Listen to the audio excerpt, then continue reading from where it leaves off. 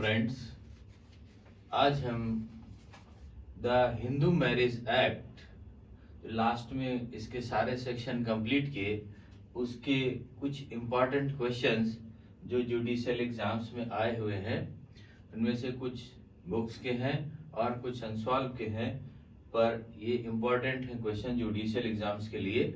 अगर इनको एक दो बार आप सुन लेंगे तो ये आपको बहुत हेल्प करेंगे इस जुडिशियल एग्जाम्स के लिए। इसका question 1, the Hindu marriage act 1955 comes into force on.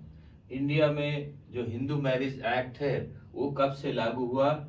18 March 1955।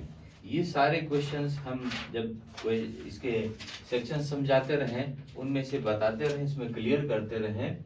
Section 2, a Hindu ceases to be a Hindu by. Hindu ceases to be a Hindu by. Hindu ceases to be a Hindu by. जो हिंदू धर्म छोड़ता है और फिर से अगर वो हिंदू चाहता है बनने के लिए, तो उसको क्या कहलाता है? कन्वर्जन। दो तरीके से हिंदू हो सकता है, एक बाय बर्थ और एक कन्वर्जन के द्वारा।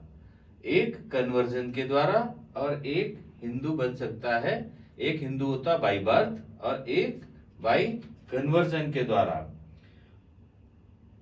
इसका question 3, which is called school of Hindu law. Hindu law जो है वो किसको कहते हैं? उसको school of Hindu law, Mitakshara और दया भाग, इसको the school of Hindu law कहते हैं। Question number 4, which section of Hindu marriage act define सपिंडा relationship. सपिंडा relationship को किस सेक्शन में डिफाइन किया गया? सेक्शन 3F में। सेक्शन 3F में सपिंडा रिलेशनशिप को डिफाइन किया गया। Question number 5, सपिंडा relationship includes relationship bye. सपिंडा relationship जो होता है वो कैसा रिलेशनशिप होता है? हाफ ऑफ अट्राइन ब्लड या फुल ब्लड या एडॉप्शन। ये तीनों के लिए सपिंडा रिलेशनशिप जो है वो इंक्लूड्स होता है। Question number 6, rules relating to sapinda relationship are based on the principle of. ये किस सिद्धांत पर काम करता है? सपिंडा रिलेशनशिप किस सिद्धांत पर काम करता है? एक्सोगैमी। एक्सोगैमी प्रिंसिपल पर ये वर्क करता है। Question number 7, in Hindu marriage act 1955 degree of prohibited relationship is defined under. Prohibited relationship को किस सेक्शन के अंतर्गत डिफाइन किया गया? Section 3G। 3G के अंदर सपिंडा रिलेशनशिप को डिफाइन किया गया। Question number 8, prohibited degree and sapinda relationship are. जो प्रोहिबिटेड रिलेशनशिप है और प्रोहिबिटेड डिग्री है और सपिंडा रिलेशन है, वो एक दूसरे से कैसे रिलेट करते हैं? में ओवरलैप ईच अदर। एक दूसरे के क्या है? ओवरलैप, ये एक दूसरे के करते हैं। Question number 9, which one of the following sections of Hindu Marriage Act 1955 provides condition for marriage। ये कौन कौन सी कंडीशन है जो इसके सेक्शन में दिए गए हैं, जो इसमें डिवाइड करता है सेक्शन 5 में। सेक्शन 5 इसका वेरी इंपॉर्टेंट था। इसको जब हमने डिस्कस किया था, इसको जब बताया था, तो इसका हिंदू मैरिज एक्ट का सेक्शन 5 बहुत ही इंपॉर्टेंट है और वो हिंदू मैरिज एक्ट 1955 के जो कंडीशंस है मैरिज की, वो सारा प्रोवाइड करता है कि किस में मैरिज होगी और किस में मैरिज नहीं होगी। Question number 10, A Hindu marriage is. जो हिंदू मैरिज होती है वो क्या होती है?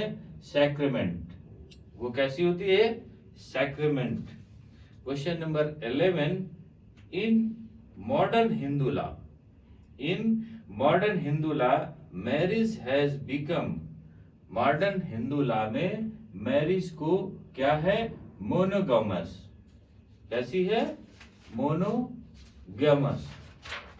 Question number 12, registration of marriage has been made compulsory by Hindu marriage act 1955 under, जो मैरिज है हिंदू मैरिज की वो कंपल्सरी की गई किसमें? हिंदू मैरिज एक्ट के किस सेक्शन में? सेक्शन 8 में। Question number 13, non registration of marriage under section 8 of Hindu marriage act 1955। Non registration of marriage क्या है? Non registration of marriage section 8 के तहत हिंदू मैरिज एक्ट में क्या? Does not invalid the marriage but cause for imposition of penalty. वो जो registration नहीं किया गया वो क्या होगा? मैरिज इनवैलिड नहीं होगी, लेकिन उसकी पोजीशन क्या होगी? वो क्या हो सकता है? पेनल्टी हो सकती है उसमें।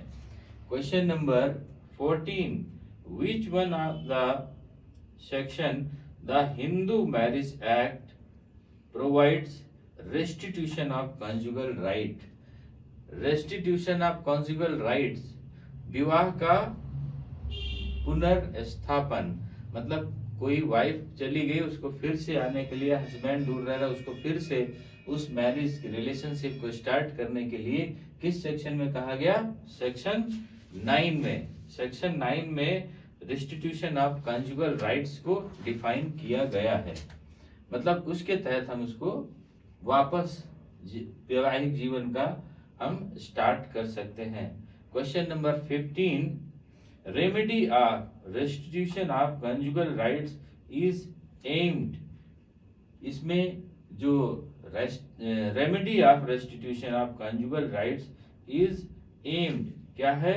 इसमें 15 में प्रिजर्विंग द मैरिज की सेक्शन, इसमें क्या कहा गया? Preserving the marriage. Question number 16, under which section of the Hindu marriage act 1955 judicial separation has been provided? Judicial separation किस सेक्शन में प्रोवाइड किया गया? सेक्शन 10 में। सेक्शन 10 में अगर किसी में हस्बैंड और वाइफ में कुछ ऐसी दिक्कतें आती है कि उनको लगता है कि एक साल हम लोग या कुछ समय सेपरेशन में रहे तो शायद वो रिलेशन स्टार्ट हो जाए, रिलेशन शुरू हो जाए, तो अगर सेक्शन 10 के तहत जुडिशियल सेपरेशन एक दूसरे से दूर रखने का कोर्ट आदेश करता है और उसके बाद दोनों में अगर रिश्ते सुधरने की या कंप्रोमाइज होने की संभावना है तो ऐसे में हम क्या करते हैं? सेक्शन 10 के तहत उसका जुडिशियल सेपरेशन, न्यायिक पृथक्करण, अलग अलग रहने का आदेश कोर्ट देती है। इसके section 17, adultery is a ground under Hindu marriage act 1955 for, Hindu marriage act जो 1955 में इसमें कहा गया कि एडल्ट्री जो ग्राउंड होगा वो किसका? Adultery is a ground under Hindu marriage act 1955। Adultery किसका किसका ग्राउंड हो सकता है? एडल्ट्री किसका किसका ग्राउंड हो सकता है? Judicial separation under section 10 of Hindu marriage act and divorce under section 13 of the Hindu marriage act 1955। इन दोनों के तहत जुडिशियल सेपरेशन मतलब जो एडल्ट्री है इन दोनों का ग्राउंड हो सकता है। Question number 18, the Hindu marriage act 1955 contains for minimum period of desertion for filing A suit for judicial separation. Judicial separation में मिनिमम वो क्या पीरियड होना चाहिए जो हम करते हैं, या डिवोर्स में क्या पीरियड होना चाहिए 2 ईयर्स का पीरियड उसमें मिनिमम होना चाहिए कि 2 साल से दोनों एक दूसरे से दूर रह रहे हो और दोनों में कोई रिलेशनशिप पति पत्नी हस्बैंड वाइफ जैसे ना हो। Question number 19, marriage between a married man and an unmarried women is. जो मैरिड मैन है वो अनमैरिड वुमेन से अगर मैरिज करता है, क्योंकि वो ऑलरेडी मैरिड है, अगर उसकी मैरिड डिवोर्स में बदली नहीं गई तो उसका कैसा होगी, मैरिज वाइट होगी, उसकी मैरिज शून्य हो जाएगी क्योंकि ऑलरेडी वो मैरिज है। Question number 20, if parties of A Hindu marriage and सपिंडा each other the marriage is. अगर उसमें कहा गया कि हिंदू मैरिज में पार्टीज सपिंडा में है तो वो क्या होंगी, वाइट होंगी। सपिंडा रिलेशनशिप में प्रोहिबिटेड किया गया कि उनमें एक दूसरे से मैरिज प्रोहिबिटेड है। Question number 21, a groom of 25 years marries a bride of 15 years of marriage age of under Hindu law. The marriage is कोई हस्बैंड एक 25 साल का है और 15 साल की लड़की से शादी कर लेता है तो उसमें लड़की चूंकि माइनर है तो उसकी मैरिज वाइड होगी, वाइडेबल होगी या वैलिड होगी। क्या होगी, उसकी वैलिड होगी लेकिन पनिशेबल होगी, वो उसको पनिशमेंट मिलेगा क्योंकि उसने माइनर लड़की से शादी की है और जबकि अपना कितना है 25 इयर्स का है। Question number 22, section 12 sub class 1A of Hindu marriage act is related to. Section 12 sub class 1A का किससे रिलेशन, इसका किस चीज से रिलेशनशिप होता है, इम्पोर्टेंसी। इम्पोर्टेंसी से जो है सेक्शन 12 सब सेक्शन 1A का रिलेशन है।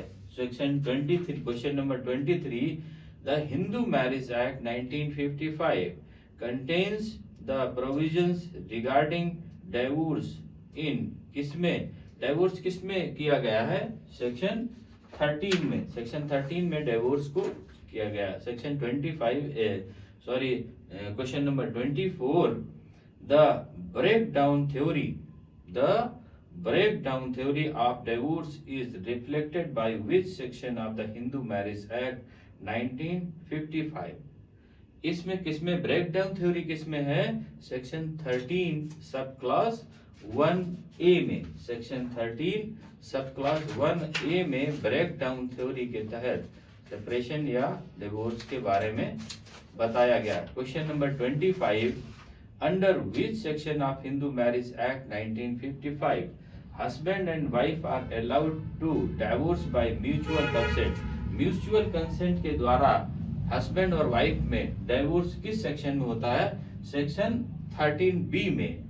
सेक्शन 13B में म्यूचुअल डिवोर्स होता है। तो ये इसके कुछ क्वेश्चंस थे जो अभी इसमें डिस्कस किए, इंपॉर्टेंट है जुडिशियल एग्जाम्स के लिए। अभी इसमें कुछ क्वेश्चंस और बाकी हैं, वो हम नेक्स्ट पार्ट में डिस्कस करेंगे। ओके, थैंक यू, जय हिंद।